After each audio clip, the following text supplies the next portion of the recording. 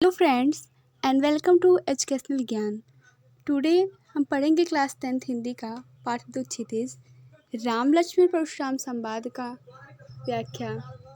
Friends, इसके पहले मैंने इस पोएम का 4 पार्ट्स अपलोड कर दिया है। आज हम बात करेंगे पार्ट 5 का। तो फ्रेंड्स, देखते हैं पार्ट 5 में क्या है। कहूँ लखन मुनि शील तुम्हारा, को नहीं जान विदित संसारा।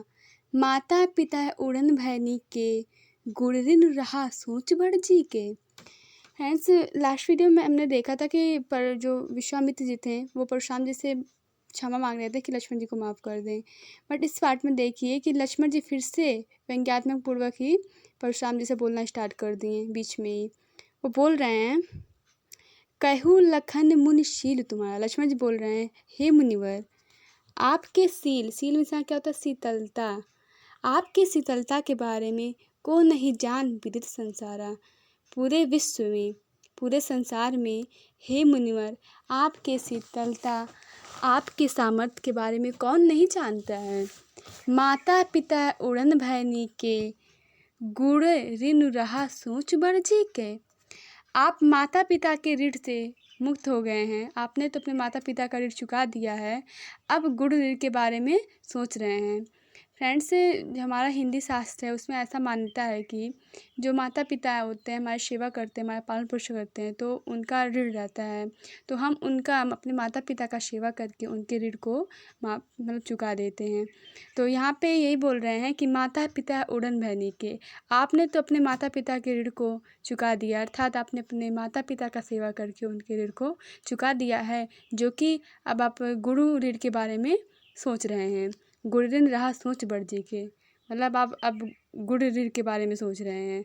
सो जन्म हमरही माथे काढ़ा, दिन चल गए ब्याज बढ़ बाढ़ा। बोल रहे हैं सो जन्म हमरही माथे काढ़ा। अब आप सोच रहे हैं, अब उससे मतलब गुण ऋण के बारे में सोच रहे हैं और उसको आप इसलिए आप हमारे माथे पे चढ़ा रहे हैं, हमारे ऊपर लगा रहे हैं।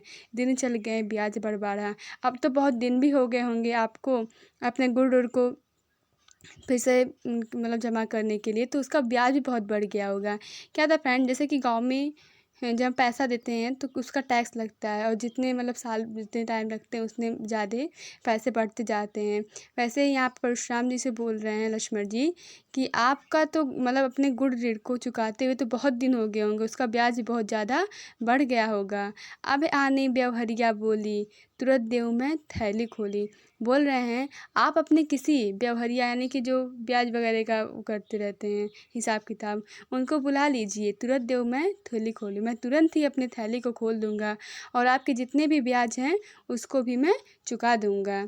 सुनि कटु बचन कुठार सुधारा, हाय हाय सब सभा पुकारा। अब लक्ष्मण जी इतना अपमान कर दिए परशुराम जी का, तो परशुराम जी लक्ष्मण जी के ऐसे कटु वचन को सुनकर एक बार फिर से अपने फरसे को सुधार लेते हैं। हाय हाय सब सभा पुकारा। अब जब परशुराम जी फिर से फरसे को मतलब पुकारते हैं, लेते हैं अपने हाथ में, तो वहाँ सभा में उपस्थित सभी लोग हाय हाय कर चिल्लाने लगते हैं, क्योंकि जब फर्स्ट टाइम उन्होंने ऐसा किया था तो उस टाइम उस सिचुएशन को विश्वामित्र जी संभाल लिए थे।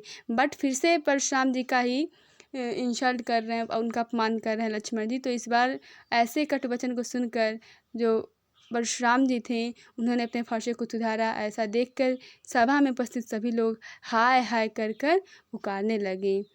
भृगुबर परसु देखाबहु मोहि, विप्र विचार बचो नृपद्रोही।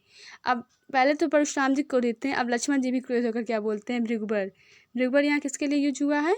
भृगुबर यहाँ यूज हुआ है परशुराम जी के लिए। परशुराम जी को भृगुबर, भृगुवंशी, परशुराम जी, मुनि, इस सभी नामों से जाना जाता है। इसमें आए हैं वर्ड, तो ऐसे वर्ड को आप याद करिए, क्योंकि ये एग्जाम में 1 मार्क्स के क्वेश्चन MCQ टाइप के आ जाते हैं। सो यहाँ पे क्या है, भृगुबर परशु देखा बहु मोही, विप्र विचार बचो नृपद्रोही।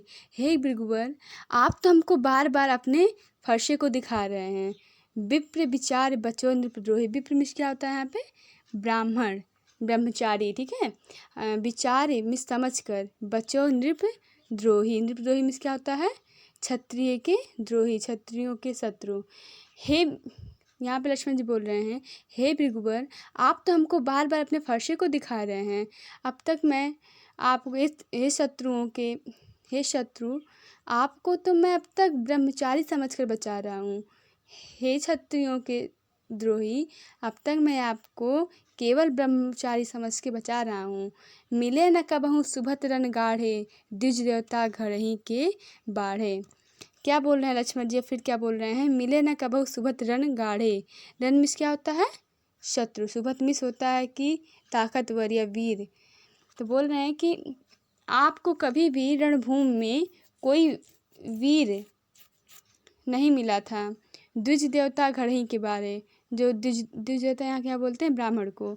जो ब्राह्मण लोग होते हैं, जो द्विज देवता होते हैं, वो केवल अपने घरों में ही बड़े होते हैं। अर्थात लक्ष्मण जी बोल रहे हैं कि आपको आज तक मेरे जैसे क्षत्रिय, मेरे जैसे ताकतवर क्षत्रिय रणभूमि में नहीं मिले हैं।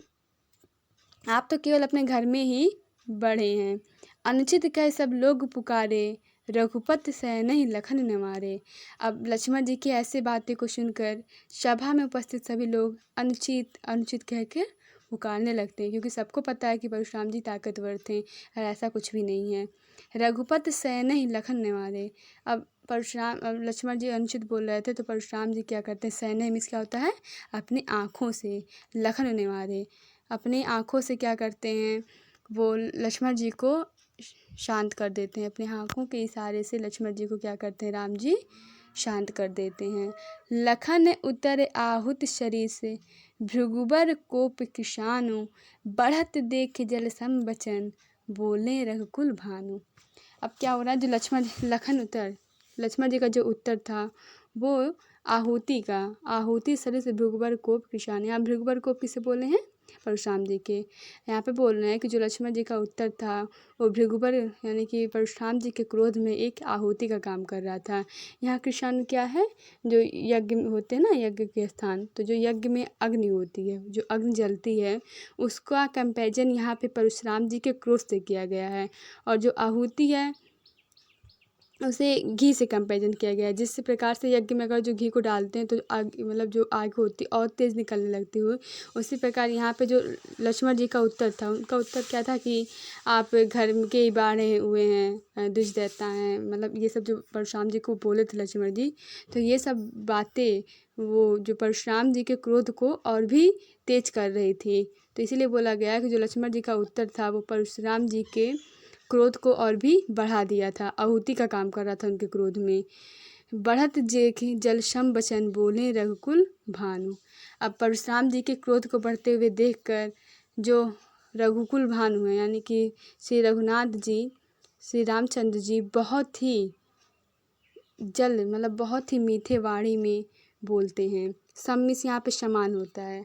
इस दोनों का लाइन मतलब ये है कि जो लक्ष्मण जी का उत्तर था वो परशुराम जी के बातों को और भी बढ़ा दिया, उनके क्रोध को और भी तेज कर दिया। और ये सब देख के जो परशुराम जी थे वो जल के समान बहुत ही मधुरते वाणी में परशुराम जी से बोलते हैं कि हे स्वामी आप शांत हो जाइए। तो फ्रेंड्स, ये जो पार्ट था, ये पोएम का लास्ट पार्ट था, ये लास्ट पार्ट था इसका।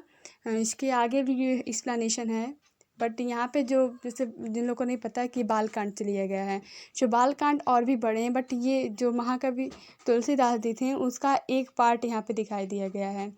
तो इस प्रकार से फ्रेंड इसके आगे भी एक्सप्लेनेशन चला है, वो तो आप आगे देख सकते हैं, कहीं भी पढ़ सकते हैं।